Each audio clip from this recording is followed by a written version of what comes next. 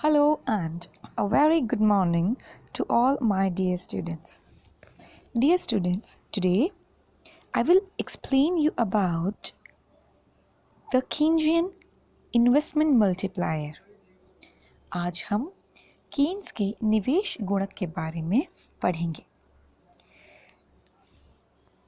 This topic forms a very important part of your Keynesian theory of income and employment, and you need to learn the minutes of this concept for understanding the macroeconomic theory in a vivid manner. इस सिद्धांत को या इस विषय को पढ़ना Keynes के रोजगार एवं आय सिद्धांत को समझने के लिए बहुत महत्वपूर्ण है एवं इसके साथ साथ इस सिद्धांत से हमें समष्टि अर्थशास्त्र के बहुत से विषयों के बारे में या बहुत से एक्टिविटीज़ या वेरिएबल्स को समझने में जानकारी प्राप्त होती है.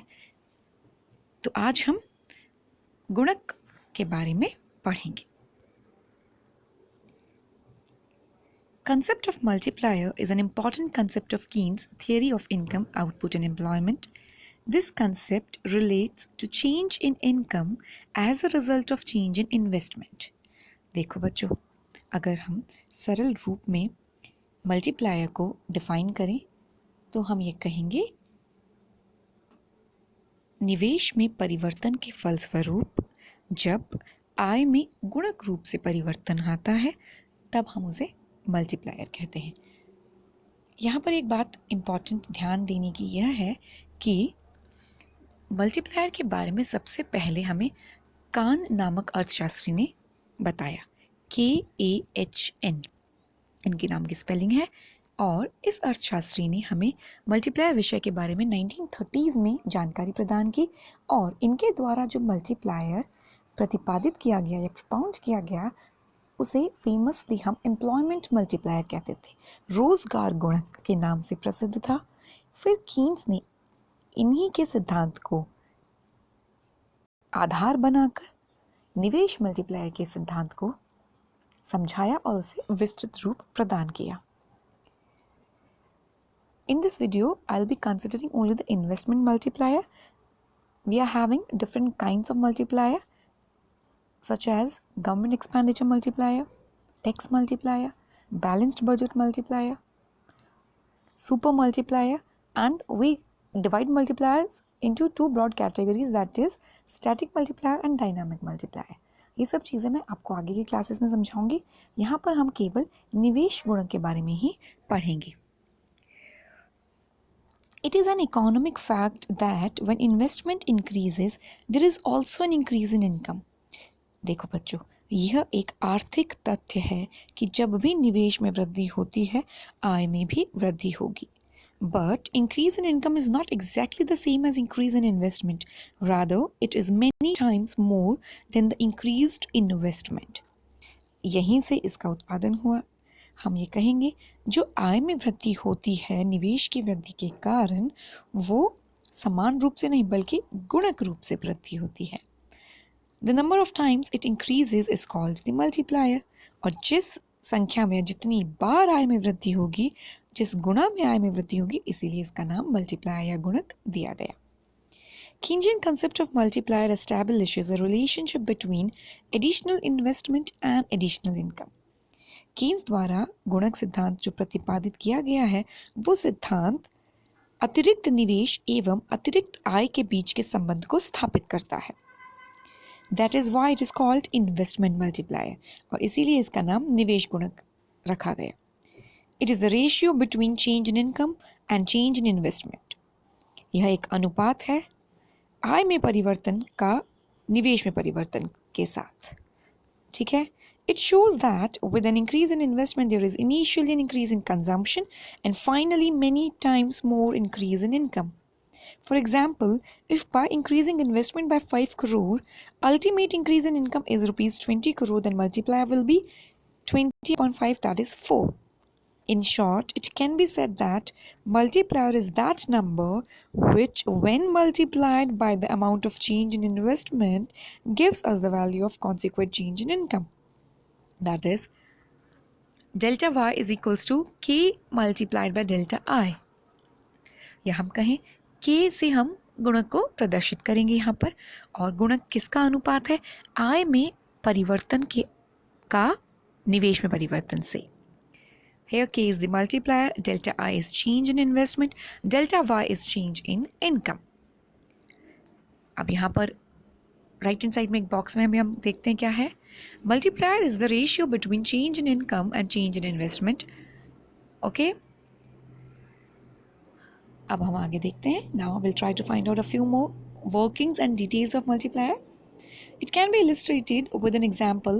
Supposing Government of India makes an investment of rupees 100 crore in the villages in order to generate employment opportunities. As a result of this investment, national income increases by rupees 200 crore. Thus, the value of multiplier is 2. Okay. Now, we'll find out the relationship between multiplier and marginal propensity to consume. Very important topic here to be noted is, यहाँ पर ध्यान देने की एक बात बहुत ज़रूरी यह है कि गुणक और उपभोग की सीमांत प्रवृत्ति के बीच में क्या संबंध है. देखो बच्चों, इनकम को जब हम एग्रीगेट डिमांड के रूप में हम लेते हैं, AD is equals to C plus I.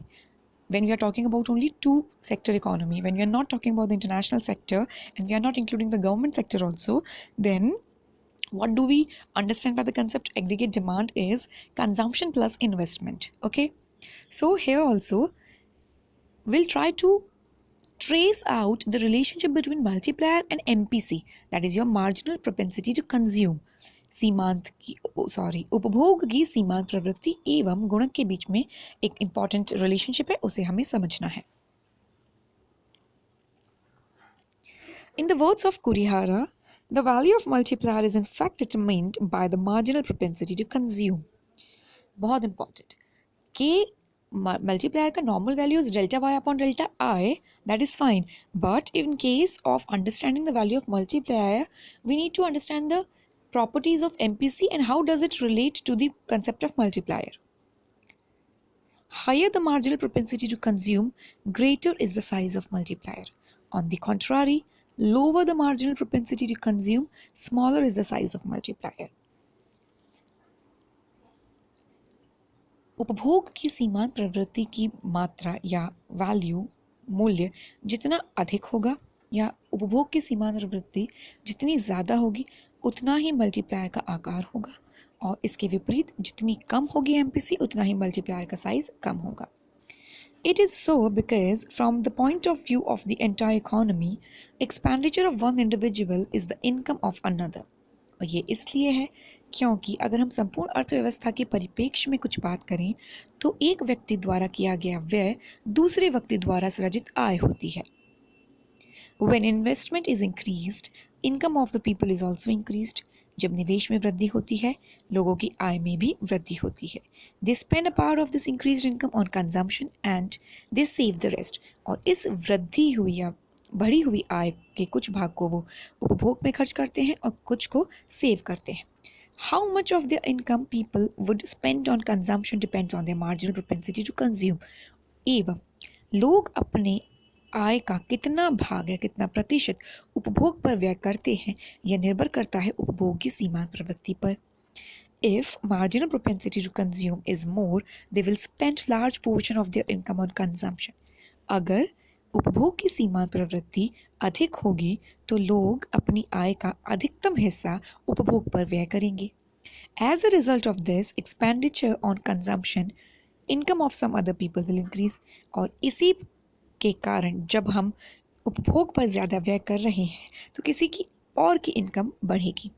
The latter will also spend some part of the increased income on consumption, which will cause the income of yet another people to increase. और जिस व्यक्ति की आय में वृद्धि हुई है वो अब और उपभोग करेगा, जिसके फलस्वरूप किसी और व्यक्ति की आय में वृद्धि होगी. Thus, increase in investment does not cause increase in income in the same proportion. Rather, increase in income is more than the initial increase in investment. The factor by which income increases depends on marginal propensity to consume. Higher the marginal propensity to consume, greater the value of multiplier and hence greater the increase in income.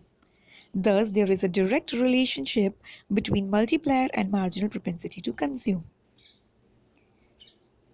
In fact, The value of multiplier is determined by the value of marginal propensity to consume.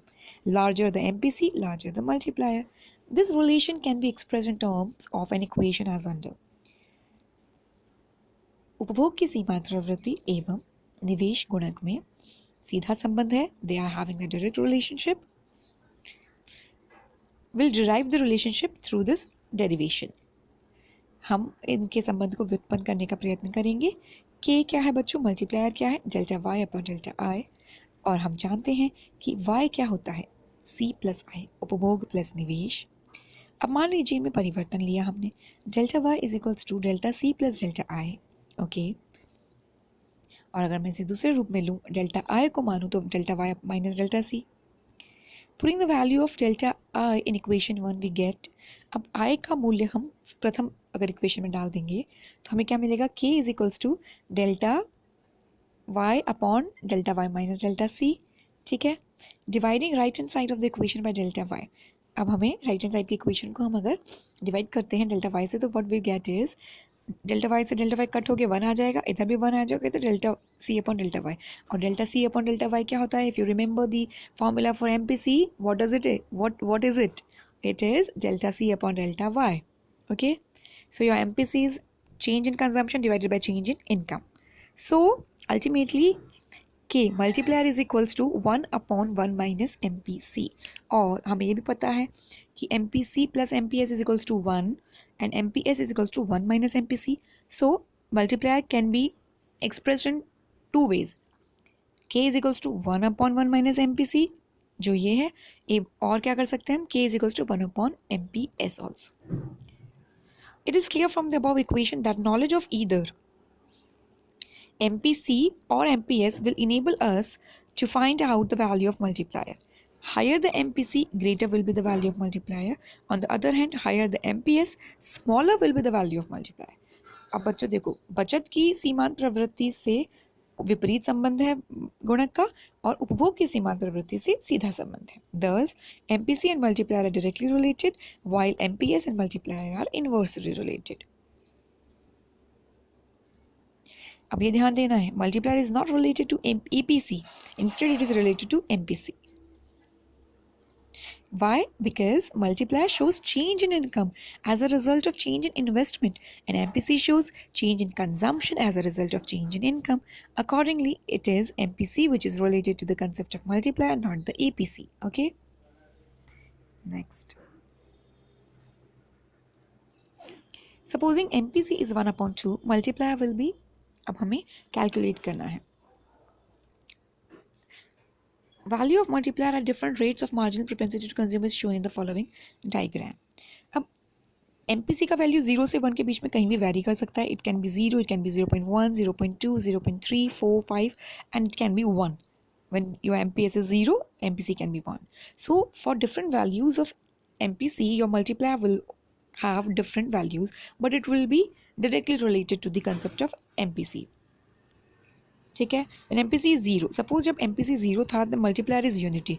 Multiplier इकाई के बराबर होगा जब हमारा उपभोग की सीमांत प्रवृत्ति शून्य होगी. Similarly when MPC is unity और जब हमारा MPC उपभोग की सीमांत प्रवृत्ति 1 है मतलब अपने अधिकतम पर है. मैक्सिमम MPC का वैल्यू 1 हो सकता है सिर्फ. Okay.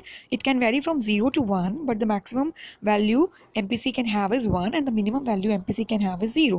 So when MPC is 0, multiplier is at its minimum, that is 1. No, the income is increasing just equal to the amount of investment. ठीक है. और जब MPC 1 होता है तो multiplier infinity होगा. Between these two extremes, value of multiplier may be determined anywhere in MPC depending on the size of MPC. ठीक है.